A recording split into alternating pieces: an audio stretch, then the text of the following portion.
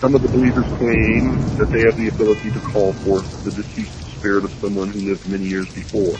Quite often, these spirits claim to be the ascended masters, those who have gone on to discover the eternal truths of all creation.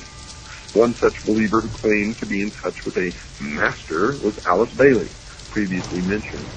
Her spirit called himself Wall Cool, and she claimed he spoke through her saying, quote, "Death is not a disaster to be feared.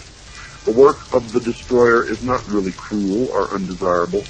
Therefore, there is much destruction permitted by the custodians of the plan, and much evil turned into good," unquote. Now, just what the plan constituted was told to the world by Benjamin Creme, another New Age leader. He placed an advertisement in about 20 newspapers all over the world on April the 25th, 1982, that defined the term. The ad read in part, quote, "What is the plan? It includes the installation of a new world government and new world religion under Maitreya," unquote. But perhaps the most startling example of the teachings of this new religion came from the pen of Barbara Marx Hubbard, one of their most articulate writers, and she wrote in her book entitled Happy Birthday, Planet Earth, quote, "The choice is, do you wish to become a natural Christ, a universal human, or do you wish to die? People will either change or die. That is the choice," unquote. So the people of the world will be given a choice. They will choose to accept the new religion, or they will choose to die. The battle lines are drawn. Choices will have to be made. I have made my choice. What is yours? Some of the leading socialists of the past have shown that they too have chosen a side. One such individual was Adolf Hitler, the head of the German government during World War II, who held no conviction that the murder of over 50 million people during that war was wrong. He considered himself to be an agent of this unseen God in reducing the population of people that he held to be undesirable. He wrote, quote, "I have the right to exterminate millions of individuals of inferior races which multiply like vermin," unquote. And he did what he considered acceptable inside his religion. Those who did not believe in his new religion had no choice, and they perished. The evidence that Adolf Hitler was a New Ager will be presented later in this series. Another of the leading spokesmen for the socialist position was George Bernard Shaw, a well-known writer during his day. He wrote a book entitled The Intelligent Woman's Guide to Socialism, in which he stated, quote, "I also made it quite clear that socialism means equality of income or nothing, and under socialism you would not be allowed to be poor." You would be forcibly fed, clothed, lodged, taught, and employed whether you like it or not, whether you're useful or not, even if it were discovered that you had not the character and industry enough to be worth all this trouble. You might be executed in a kindly manner, but whilst you were permitted to live, you would have to live well, unquote. Socialism is the greatest perversion, deception, and lie that has ever existed on the face of this earth, and has brought nothing but misery, death, poverty to people who have been subjected to its cruelties. The Masonic writer Albert Pike placed the Masonic order into the discussion when he wrote this in his book Morals and Dogma. Quote, "It is not true to say that one man, however little, must not be sacrificed to another, however great, to a majority or to all men. That is not only a fallacy, but a most dangerous one. Often one man, and many men, must be sacrificed to the ordinary sense of the term to the interest of the many.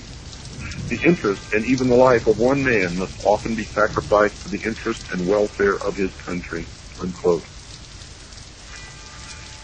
The religious view is that the sacrifice of one life for the interest of the many is murder. And those who believe in the God of the Bible are told not to commit this act. The commandment against this practice is contained in Exodus 20, verse 13 of the Old Testament, and in Matthew 5, verse 21 in the New. And is simply expressed in these simple words, quote, "Thou shalt not kill," unquote. The principle is easy to understand. No person has the right to take the life of another. This understanding is nearly worldwide. There are, of course, cultures that have determined that human sacrifice, cannibalism, and murder are acceptable forms of behavior, but these are rare in the history of man. But here we are being exposed to a whole new religious view, one growing daily in size and stature that openly advocates the wholesale slaughter of entire races of people. Adam Weishaupt, the founder of the barbarian branch of the Illuminati, has also endorsed this new conviction that murder was not improper by including it in the initiation ceremony into the order. He has his initiator tell the initiate, quote, "Behold our secret. If in order to destroy all Christianity, all religion, we have pretended to have the sole true religion, remember that the end justifies the means, and that the wise ought to take all the means to do good which the wicked take to do evil." Unquote. The initiate was told that he may use whatever means, murder included, to achieve the goals of the association that he was joining, and that the major goal of the Illuminati was the destruction of all religion, including Christianity. That meant that if Christians physically stood in the way, they would be removed by simply murdering them. Weishaupt even went so far as to say that anyone not willing to take the life of another was unfit to join the Illuminati. He wrote the following in a letter to a fellow member in 1778, quote, "No man is fit for our order who is not ready to go to every length," unquote. Weishaupt wrote that again, this time using different words, quote, "This can be done in no other way but by secret association, which will, by degrees, and in silence, possess themselves of the government of the state and make use of those means for this purpose, which the wicked use for attaining base ends," unquote. Now Weishaupt, folks, was aware of the enormous power of government, and he desired its power for his members. He committed his organization to its infiltration. Then he committed it to unspeakable purposes, anything that would further the goal of the Illuminati. He even went on to grant permission to his members to distort the truth by lying if it would further their goals. He wrote this, quote, "There must not a single purpose ever come in sight that may betray our aims against religion and the state. One must speak sometimes one way and sometimes another, but so as never to contradict ourselves, and so that with respect to our true way of thinking, we may be impenetrable," unquote. Do you wonder why politicians continually lie, continually break their promises? And no matter who you elect, Republican or Democrat, it doesn't make any difference. Perhaps a perfect example of an oath that these initiates take somewhere along the road to the pinnacle inside the secret society was given in a book written by George Orwell entitled 1984. Mr. Orwell has an initiate into a secret society called the Brotherhood in his story asked these questions. Quote, "Are you prepared to give your life? Are you prepared to commit murder? Are you prepared to commit acts of sabotage which may cause the death of hundreds of innocent people? Are you prepared to betray your country to foreign powers? Are you prepared to cheat, to forge, to blackmail, to corrupt the minds of children, to distribute habit-forming drugs, to encourage prostitution, to disseminate venereal diseases, to do anything which is likely to cause demoralization and weaken the power of the people? Are you prepared to commit suicide if and when we order you to do so?" This, folks, is an example of the philosophy that the ends justify the means.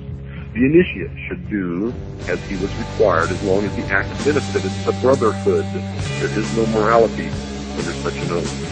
So murder of the unfit, those unwilling to adopt the new religion, will be acceptable, and those who do the annihilating are to feel no remorse.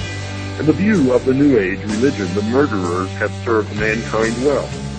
But this callous disregard for the right to life of every human on the face of the earth has been predicted before in the New Testament. John was moved to write in John chapter 6, verse 12, quote, "Yea, the time cometh, that whosoever killeth you will think that he doeth God's service," unquote.